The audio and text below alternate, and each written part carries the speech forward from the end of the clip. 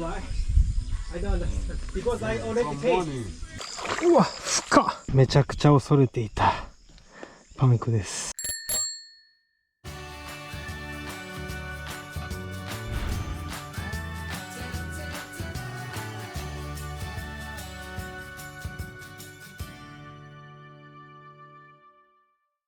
To Senegal, you come from Senegal. you come to border Senegal border after then Jage.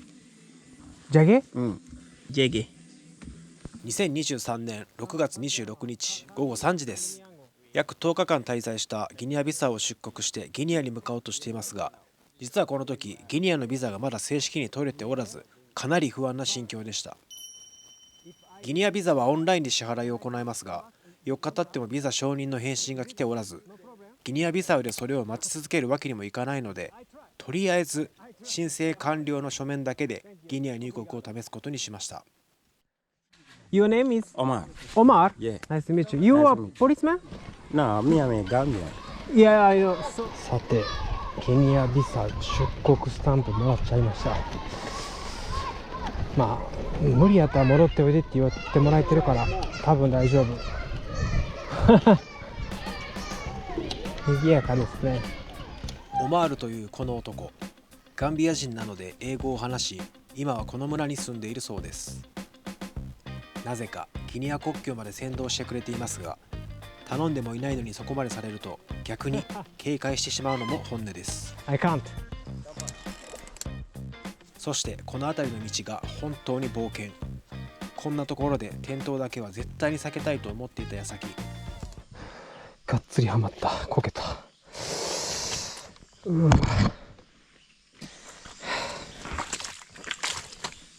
最悪です。やってしまいました。道というよりも川なんです。意外と滑ったり、意外と深かったり、道の常識すらも超えてくる。これがアフリカです。 I hope it's still okay. Okay.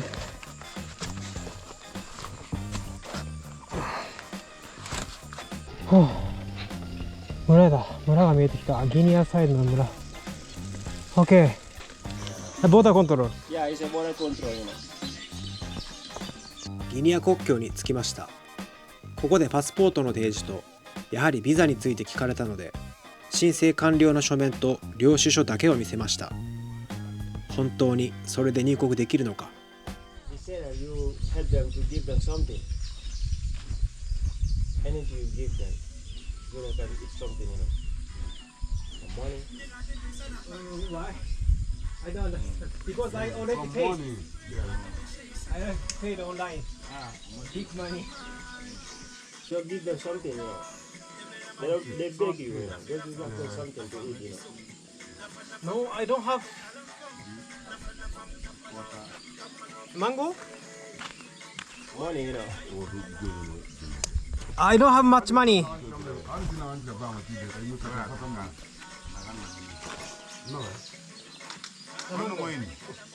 Say what you say?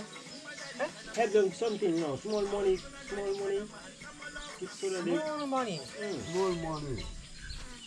10,000, 5,000. All fine. But why? I don't understand. They beg you, you know. They don't say that they're gonna take Yeah, money yeah, from yeah. you. So what? For what? Is it official? It's not. It's a soldier. So. It's not official, right? Is it Yes, official? officers, yeah. No, official. Hmm.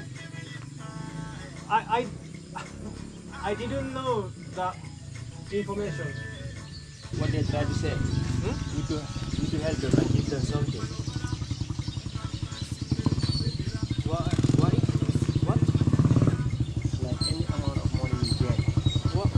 Why? They beg you. I don't have money.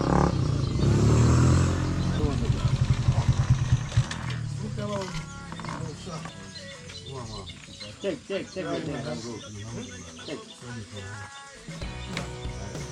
Yeah, when you pass here, you're going up to the riverside there. It's where the immigration gonna check you for entering Village Conakry. So, stamp is not here. It's not here. For here, you go up to the riverside now. Okay. Up to here. Yeah. We will talk on the online, huh? OK。あ、いや、What's up? Yeah. Thank you。なんか、いけてんのかな、どういうことなんやろ。スタンプはもうちょっと先。ボンスはギニアに入っております、一応。あそこのチェックポイントでいくらか払えみたいな空気出されたんですけど、いや、オフィシャルじゃないでしょって言って、断固拒否して、そのまま入ることができてます。初めてそういうのに出くわしました。よかったです。ビザがないことがバレて賄賂を請求されてるんだと思ったら、そういうわけではなかったみたい。よっしょっと、それにしてもすごい道路。これが国道3号線って信じられますか？これすごいな、ほんま。車絶対無理やわ。やばい、はまる。西アフリカ縦断旅を達成したサイクリスト、その人曰く、ここほんまにまさにこの道が一番きつかったって言ってた。よっ、うわ、ところで皆さんは田んぼに入ったことはありますか？あるとすればサンダルが一瞬で壊れてしまうことも分かってくれるはずです。さて、それじゃあ行きます。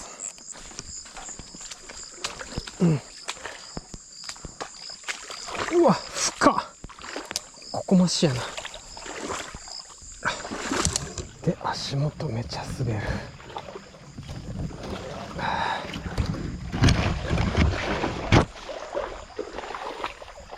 よいしょ。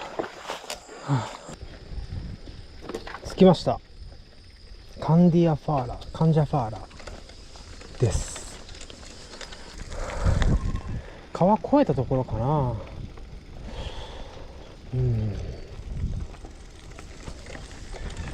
Where visa? Visa Guinea Usai. Pay online. This is a Visa Republic de Guinea. 国境からまだ10キロしか進んでいませんが、川を渡る前に再び検問です。ビザのことを聞かれるたびにバレるんじゃないかと不安になります。Arrivé à la police. Là-bas? OK。お、渡し船やってる。ボンソー。なるほど。これがあるから車は来れないんですね。ギニアビサウからギニアに行くルートを調べていたとき、日本語で見つかる情報はどれも赤線のルートでした。今進んでいる青線のルート、幻のショートカットと呼ばれるゆえんはこの木舟にあるなと思いました。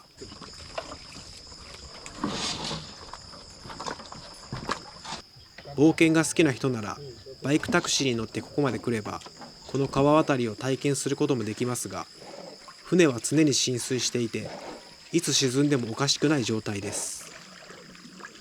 そんな木舟にさらに数人の乗客が乗り込み出港していきました。 OK。水泳なら得意ですが、荷物が全てダメになることを想像すると全く乗り気になれません。でもこの辺りに橋なんてないし引き返すこともできないため覚悟を決めるしかないのです。大丈夫かこれ。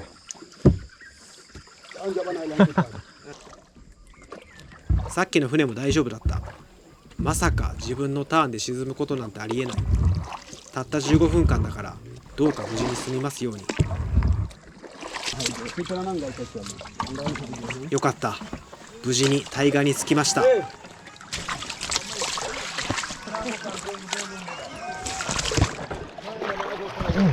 めちゃめちゃ不安やったけど無事に川渡りました。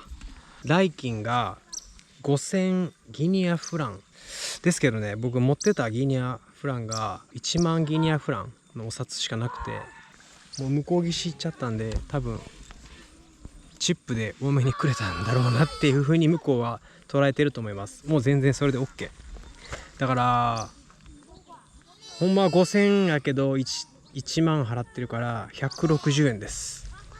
ありがとうございます。それじゃあちょっとだけ進んだところでもう暗くなるんでキャンプします。これや、着いた。地元の方に相談したらここで寝てもいいよって承諾もらいましたけども、はい、ありがとうございます。ここでギニアについて解説します。世界にはギニアとつく国が4つあることをご存知でしょうか。ギニアとは古代アラブの言葉で黒人の地を意味します。北アフリカに住むアラブ人がサハラ砂漠以南の黒人の多い地域をギニアと呼んでいたことから、その後にやってきたヨーロッパ各国にもその名が広まったと言われています。こうしてアフリカでは3つのギニアがつく国が誕生しました。唯一アフリカではないパプアニューギニアは、発見した探検家がスペイン人で、先住民を見た時にアフリカのギニア人に似ていたという理由からニューギニアと名付けられました。ちなみにモルモットのことを英語でギニアピッグと呼びます。その理由には2つの説があり、1つ目はモルモットが持ち込まれた時の船がアフリカから戻ってきた船だったからという説。もう1つは原産地が南米のギアナ地方なので、それがいつしかギニアと間違って広まったという説があります。モルモットはオランダ語のため英語圏では通じませんので、これを機にギニアピッグも覚えておきましょう。それではこれから旅するギニアの概要です。人口は1300万人。面積は日本の本州と同じぐらいで結構でかいです。大きな民族グループとして沿岸部にスースー族、中部にフラ族、内陸部にはマンディンカ族が多く、各民族同士の共通語としてフランス語が使用されています。日本で有名なギニア人といえばオスマン・サンコンさん。最近のギニアでは2021年に起きたクーデターを覚えている方も多いと思います。当時の大統領は拘束され、2023年の現在でも大統領は暫定になっています。そのような情勢不安の背景から、道路、水道、電気などのインフラ設備やビザ発行手続きなどの行政サービスなど全く行き届いてない印象ではありますが、出会った人々の陽気さ、親切さは桁違いな国です。それではそんなギニアを巡る自転車旅をご覧ください。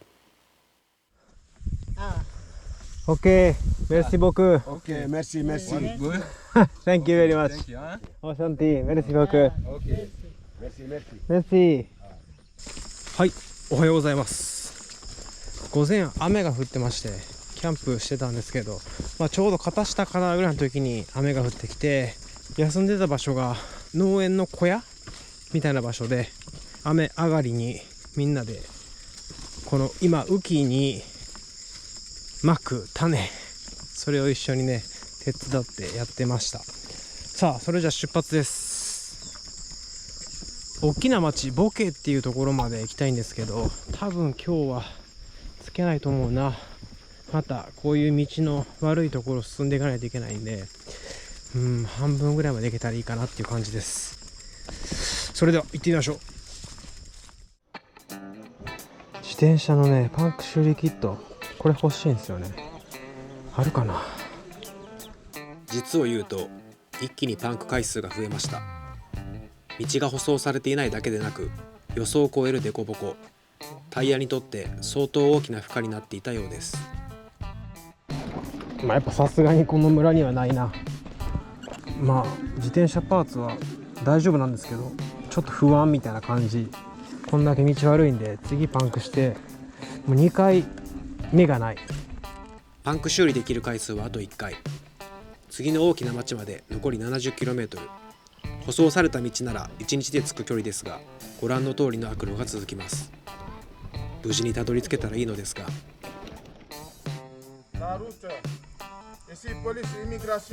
OK。これがギニアの入国管理オフィスです。昨日と同じくパスポートとビザ申請完了の署名を見せ、問題なくスタンプをもらえることを願っていたその時、 What the fuck、 嘘、タイヤがやばいんかな。マジ。ここに来てパンク修理の穴が広がるというめちゃくちゃ珍しいトラブル。舗装された道を走っていたらこうなることはまずないんですけど、この険しい道には耐えられなかったようです。さて、こんなに大きな穴になってしまうとパンク修理パッチを貼ってもすぐに剥がれてしまいますので、新しいチューブに交換するしかありません。果たしてこのチューブは合うんでしょうか。350円か。さて、買ってきたんやけどさ、なんかめっちゃ太いんよね。大丈夫かなって言うてられへんから、もうええわ言うて、はい、多分大丈夫。わあ、もう6時や。タイヤは一応はまった。ほんまに一応なんですよ。説明難しいんですけど、金具の付け根の部分がナットで締めるみたいな形になってて、それのせいで空気入れれないんですよ。長さが足らなくて。後で調べたらこれがオートバイ用のチューブだと分かりました。だから少し太かったんですね。でも全く自転車を見かけない場所なのにかろうじて使えるチューブが見つかっただけラッキーなのかもしれません。空気を抜けなくさしてるっていう絶妙な角度です。何言ってるか分かんないでしょ。はい、とりあえずクオリティがやばい。これぞアフリカクオリティっていうタイヤ買っちゃいました。ちなみにずっと気にしてたギニアのビザですけど、ここでスタンプもらえたから、ちょっとね、メール来てるかどうかすら電波なくて分からんねんけど、もうスタンプもらえたらこっちのもんでしょう。心置きなく進んでいきます。マジなんかもうサスケみたいな。どっちから攻略するんやろ。こっちかな。細っ狭。うわー、これ強いな。右行こうか。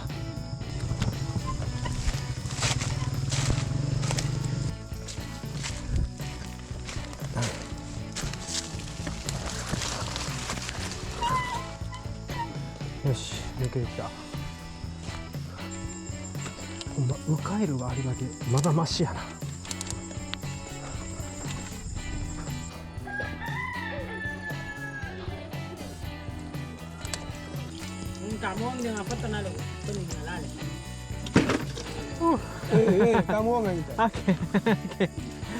メルシー僕。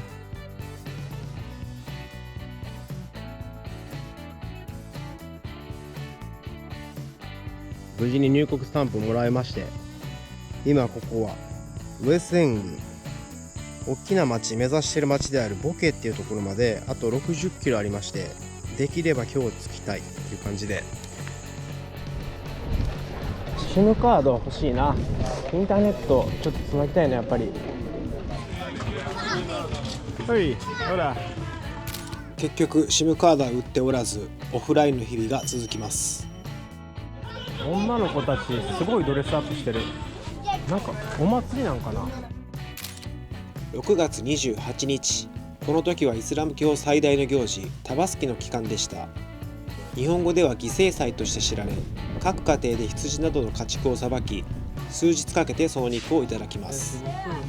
またタバスキは女性にとって新調した服でドレスアップしておしゃれを楽しむ期間でもあるそうです。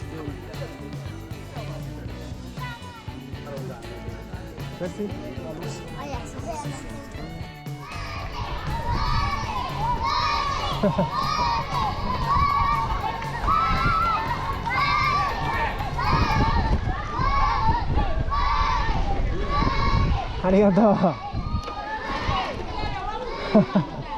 なんて言ってんのかな。ボーテトゥバーブじゃないしブランコじゃないし、多分それと同じ意味の現地語だと思う。ボーテみたいな響きですね。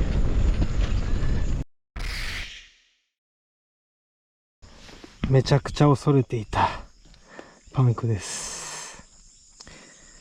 これ修理したらもう後がないわ。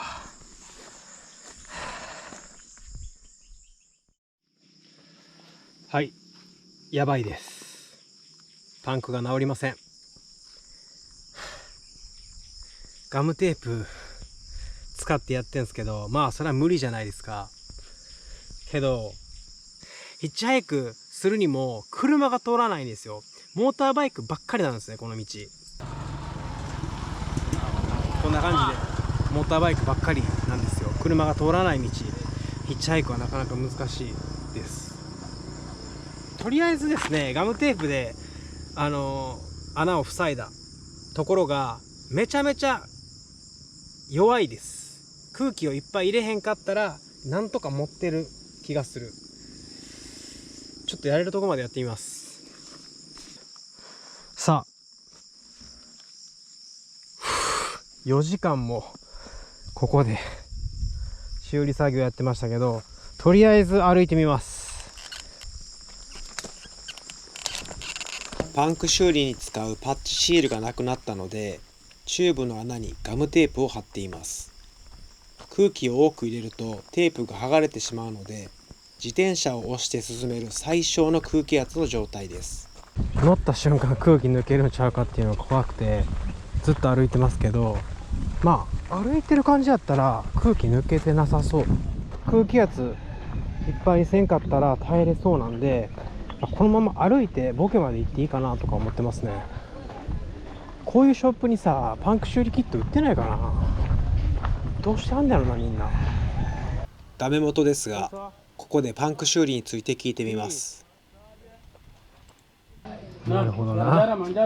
こういう使い古しを剥がして使うみたいな感じ。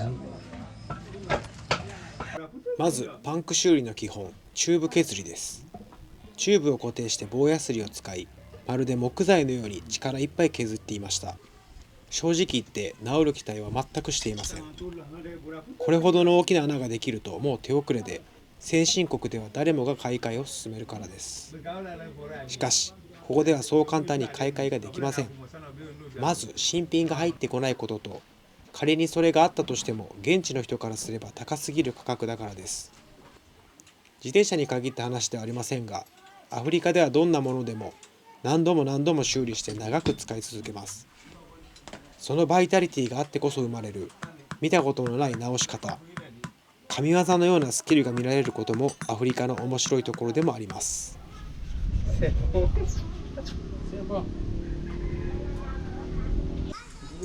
Yo, culpable. Anda al pozo. OK, combien ça? No, c'est bon. You sure? マジでスーパーナイスガイ。20ドルぐらい払おうかと思えるぐらい本当に助かりました。めちゃくちゃありがたい。よっしゃ。ああ、メルシー。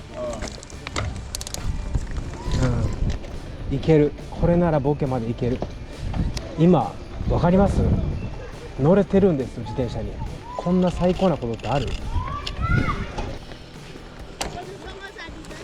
はい、ボンジュール。川か、ちょっと俺も洗おうかな。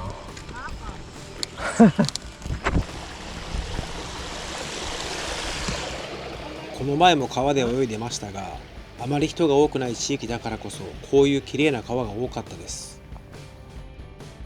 そしてここでも嬉しい出来事がありました。メ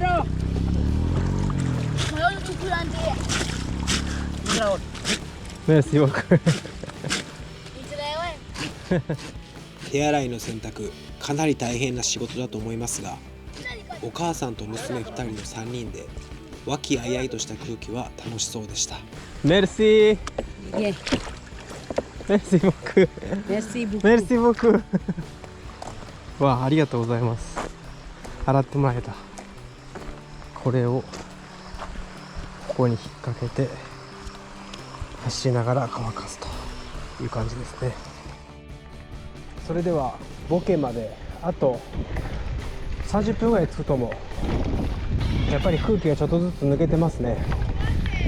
まあでも15分おきにポンプで空気入れつつなんとかここまで来れてる。サルー。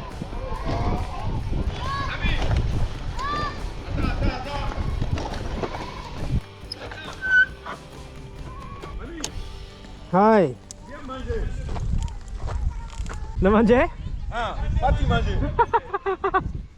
Parti manger. Ok, merci beaucoup. Ça va? Merci, ça va? Ouais. Ça va?あと30分で目的地ボケに着けるくらいのところまで来ました。自転車屋が閉まる前に行きたいですが、こんなお誘い断ることはできません。Japonais, oui. Toi, japonais. Yes. Ok. Arrêtez ça. Ah, Viens. merci beaucoup. Arrêtez, viens. お昼ご飯混ぜさせていただきます。あ、はい。ボンジュール。あ、merci beaucoup。手前がライスで、隣が羊肉のシチューです。動物の肉を食べたのが多分1ヶ月ぶり。まさに五臓六腑に染み渡る贅沢な味でした。 Toi, non. Comment tu t'appelles? Asahi, je m'appelle Asahi. Asahi. Asahi. Toi, japonais? Oui, Japon. Japon. Asahi. Osaka. Osaka.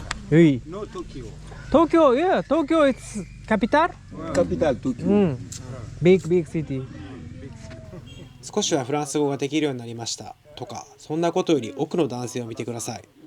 ピンクのセットアップ、おしゃれすぎませんか？実は食事の味より彼の服装の方が印象に残っています。ごちそうさまでした。それじゃあボケまであと6キロぐらい、あとちょっとです。Merci beaucoup。ラベブはもうあとちょっとや。多分ボケからは舗装された道が続いていると思う。うわ、舗装された道ですか。っていうか線路ある。鉄道あるんか、ギニアには。それもびっくりやし、うわ、アスファルト舗装されてるペイブロード。最高かよ。交通量の多い交差点、都会や。ボケに着きました。あー、長かった。まずはインターネットが欲しいです。もう4日間オフラインですし、ビザ承認メールも受け取りたいと思ったのですが、まさか閉店時間がこんなに早いなんて意外でした。明日の朝にまた来ます。都会には電気があるので、久しぶりに冷えたジュースを飲みます。少し休憩してからキャンプできそうな郊外に向かおうと思っていたその時です。今日の滞在先が見つかる奇跡が起きました。おお、アナナス。なんかギニアビサウのクンタバニっていう町でギニアフランに両替してもらったんですけど、そのお兄さんとここで偶然ばったり出会った。再会した。バイクタクシーの仕事をしてて、このボケっていう町とギニアビサウのクンタバニをつなぐ、そういう路線を運転してるみたいですね。お家に案内してもらってます。今日はそこで一泊できるかもしれない。とりあえず飯食おうぜみたいな感じです。いや、ありがたいな。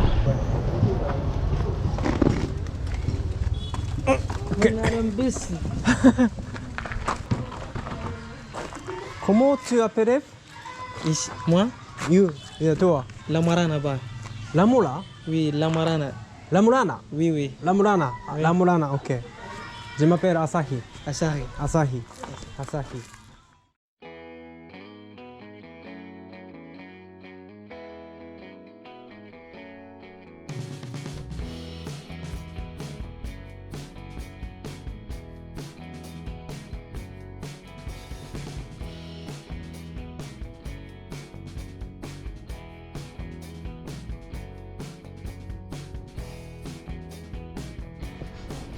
はい、おはようございます。昨日すごい雨だったんですけど、屋根がついたところで寝てぐっすり眠れました。バイバイ。Thank you very much. OK。Merci beaucoup. Merci. Merci.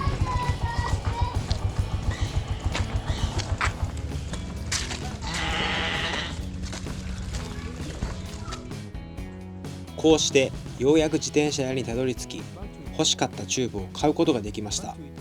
パンク修理用のシールも欲しかったのですが、ギニアでは流通してないと言われてびっくりです。Merci beaucoup. OK, thank you. バイ。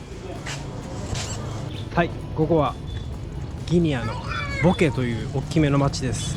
SIM カードの設定と自転車屋で新品チューブを買うっていうね、やることを終えました。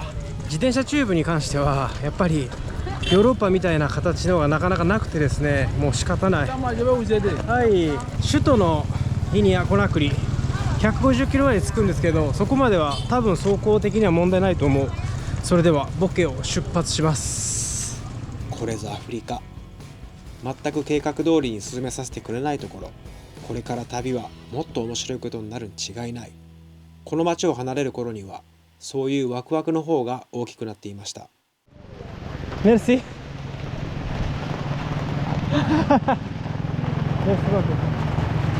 ここまでのご視聴ありがとうございました。チャンネル登録、高評価、良ければコメントも残していってください。それではまた次の動画で会いましょう。さよなら。